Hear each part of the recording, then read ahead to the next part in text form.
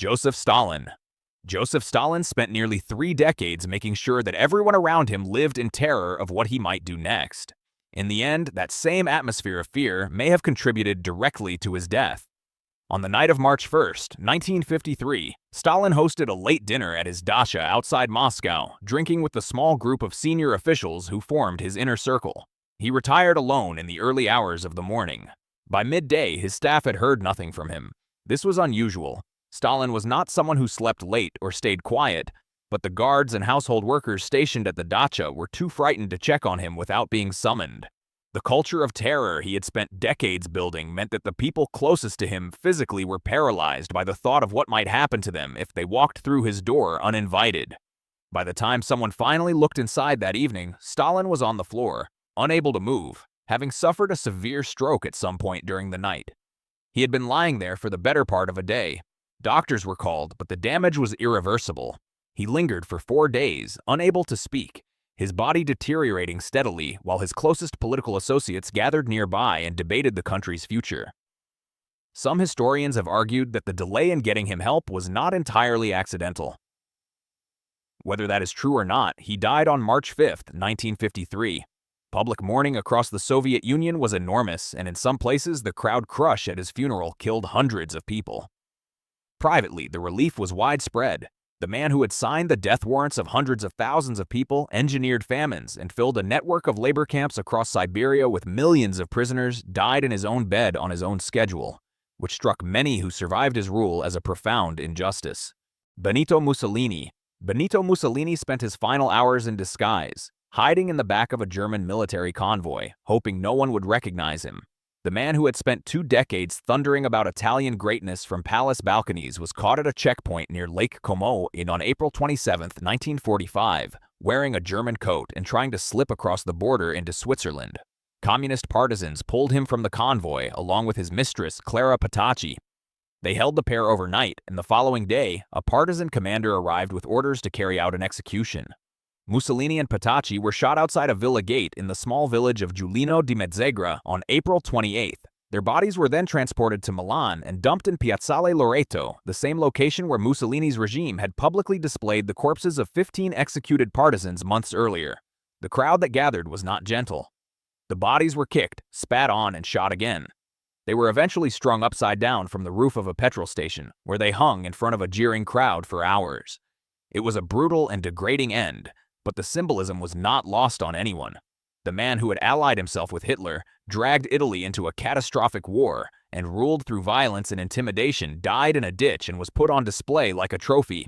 His death came just 2 days before Hitler's, marking the near-simultaneous collapse of the 2 European fascist powers whose partnership had reshaped the world in the worst possible way. Adolf Hitler. Adolf Hitler chose to die in a hole in the ground rather than face the world he had destroyed. By the final days of April 1945, the man who had commanded the largest military force in European history was cowering beneath the streets of Berlin, surrounded by concrete walls, flickering lights, and a dwindling group of followers who had nowhere else to go. Soviet forces had encircled the city. His generals were either dead, captured, or disobeying his orders. The 1,000-year Reich he had promised had lasted 12 years and ended in total ruin. On the evening of April 29th, he married Eva Braun in a small ceremony inside the bunker, a strange moment of personal ritual at the end of everything. The following afternoon, the two of them withdrew to their private quarters. When staff entered shortly after, they found Hitler dead from a gunshot wound to the head, with traces of cyanide also in his system. Eva had taken poison. Their bodies were carried up into the garden of the Reich Chancellery, soaked in fuel and burned while Soviet artillery continued striking the city around them.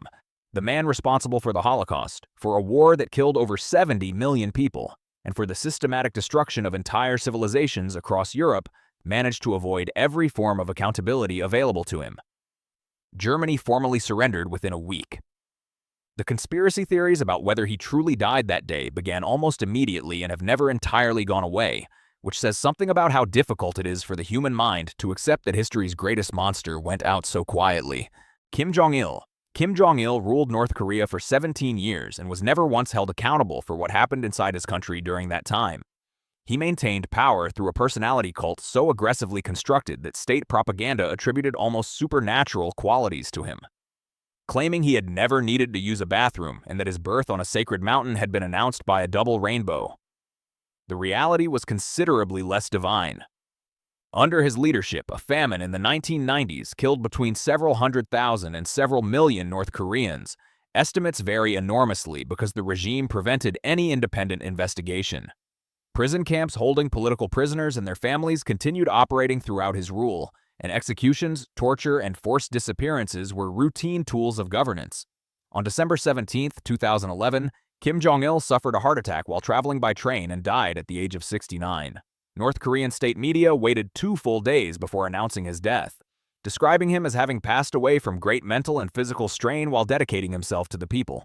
His body was embalmed and placed in a glass coffin at the Kumsusan Palace of the Sun, where it remains on permanent display alongside his father's. The scenes broadcast to the world showed North Koreans collapsing in the streets, weeping uncontrollably, pressing their faces to the ground outside his portraits.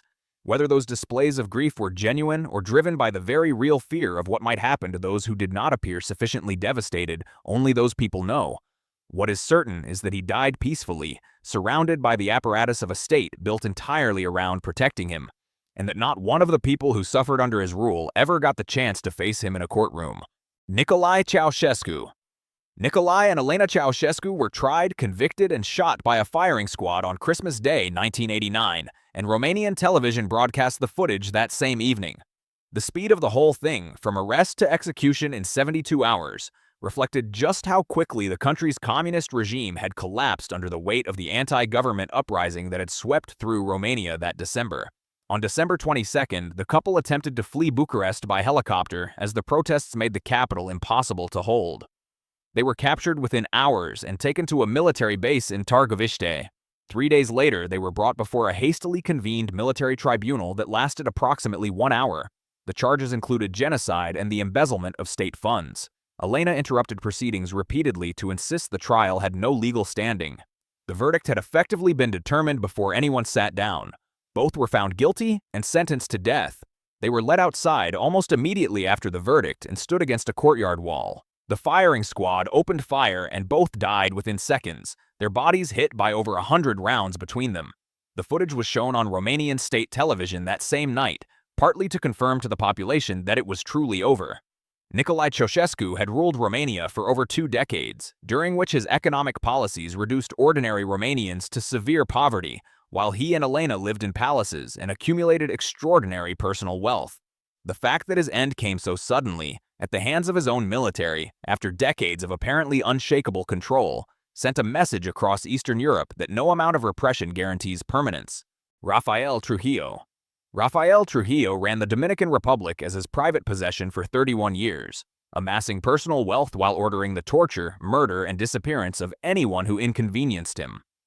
His regime was responsible for some of the most brutal episodes of state violence in Latin American history, including the 1937 massacre of between 10 and 30,000 Haitian migrants on his orders.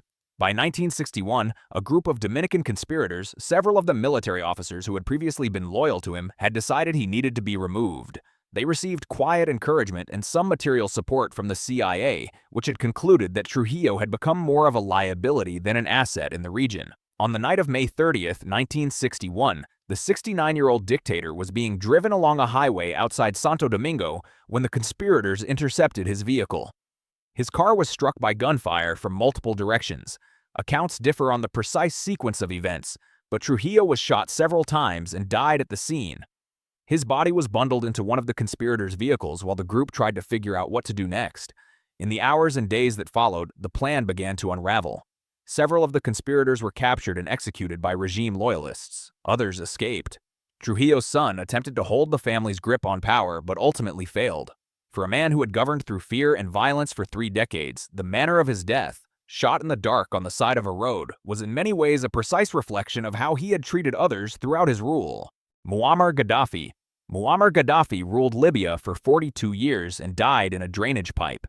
He had governed through a combination of extreme violence, erratic ideology, and personal eccentricity that made him one of the most recognizable figures in the world for decades. When Libya's civil war broke out in 2011, his forces initially pushed back against the uprising, but NATO air support tipped the balance decisively against him. He fled Tripoli as rebel forces closed in and made his way to his hometown of Sirte, where he held out for several more weeks. On October 20th, 2011, a NATO airstrike destroyed a convoy he was traveling in on the outskirts of the city. He and a small number of surviving bodyguards took cover in a concrete drainage culvert nearby. Rebel fighters discovered him there and pulled him out. Multiple mobile phone videos captured what followed. Gaddafi, bloodied and visibly shaken, being dragged through a crowd of armed men, pleading with those around him. In one recording, he can be heard asking what he had done wrong. The circumstances of his death in the minutes that followed remain contested, but he was shot and died shortly after being pulled from the culvert. His body was subsequently transported to the city of Misrata, where it was put on display in a commercial refrigeration unit for several days while crowds lined up to view it.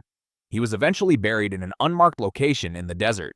Few heads of state in modern history have ended their rule in a more complete reversal of the power and control they spent their lives accumulating. Saddam Hussein. Saddam Hussein was executed by hanging in Baghdad in the early hours of December 30th, 2006, and the entire event was captured on a mobile phone and distributed across the internet within hours. After the American-led invasion of Iraq in 2003, Saddam had been found hiding in an underground chamber near his hometown of Tikrit, disheveled and entirely without the grandiose defiance that had characterized his decades in power. His trial for crimes against humanity, specifically the killing of 148 Shia men and boys from the town of Jong-il following a 1982 assassination attempt, concluded with a death sentence. On the morning of his execution, he was brought to a facility in Baghdad and led to the gallows. The official protocol called for a controlled and formal proceeding. What actually happened was considerably less orderly. As Saddam stood with the noose already around his neck, several people in the room began shouting sectarian taunts at him. He responded calmly, praying quietly and exchanging words with those present until the floor dropped. A grainy video of the execution, filmed on someone's phone, was circulating online within the day. It showed Saddam composed to the end, which generated an unexpected reaction in some quarters, with critics of the execution arguing that the chaos and taunting had undermined whatever legitimacy the proceedings were supposed to carry. His body was returned to his family and buried in Tikrit. Whether his execution represented genuine justice for the hundreds of thousands of Iraqis killed under his rule, or whether it was simply a settling of political scores dressed up in legal clothing, is a debate that has never fully resolved. Pol Pot. Pol Pot was responsible for the deaths of up to 2 million Cambodians and died without ever appearing in a courtroom.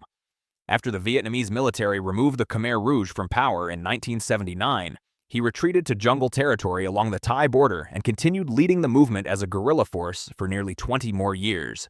By the late 1990s, his own organization had begun fragmenting. In 1997, a rival faction within the Khmer Rouge placed him under house arrest after he ordered the killing of a senior colleague. At that point, he was 73 years old, physically diminished and almost entirely isolated. In early 1998, the remaining Khmer Rouge leadership entered negotiations with the Cambodian government, and part of those discussions involved handing Pol Pot over to face an international war crimes tribunal. He died on April 15, 1998, reportedly of heart failure, in a bamboo hut a matter of days before that handover was to take place. The Khmer Rouge, apparently anticipating that the world would be skeptical, allowed journalists to photograph and film his body to confirm he was genuinely dead. The images were published globally. His remains were cremated on a pyre assembled from whatever materials were available nearby, old tires and scrap wood among them. No trial, no testimony from survivors, no formal accounting for the systematic murder of a quarter of Cambodia's population. The manner of his death, quiet, unremarkable, unpunished, remains one of the most striking examples in modern history of how completely justice can fail to catch up with the people who most deserve it. Augusto Pinochet. Augusto Pinochet died in a hospital bed at the age of 91 and never spent a single day in prison, a fact that continues to define how his legacy is discussed in Chile and internationally.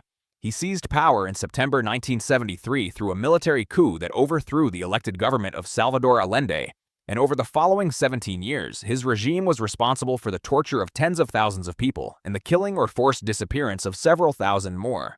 When he stepped down in 1990, he had negotiated protections for himself that he believed would insulate him from prosecution. For most of the following decade, those protections held. In 1998, he was arrested in London on a warrant issued by a Spanish judge pursuing charges of torture and crimes against humanity. He spent over 500 days under house arrest in Britain before being released on medical grounds and allowed to return to Chile. Back home, he faced a series of indictments covering human rights abuses and also financial crimes, including the discovery of hidden accounts in American banks containing millions of dollars he had not declared. His legal team successfully argued on multiple occasions that his mental and physical condition made him unfit to stand trial. The cases moved slowly and then stalled entirely. On December 3, 2006, he suffered a severe heart attack and was admitted to a military hospital in Santiago. He died 1 week later, on December 10th, which happened to be International Human Rights Day. The timing struck many of his victims and their families as a final injustice. Outside the hospital, Chileans gathered on both sides, some to mourn and others to celebrate.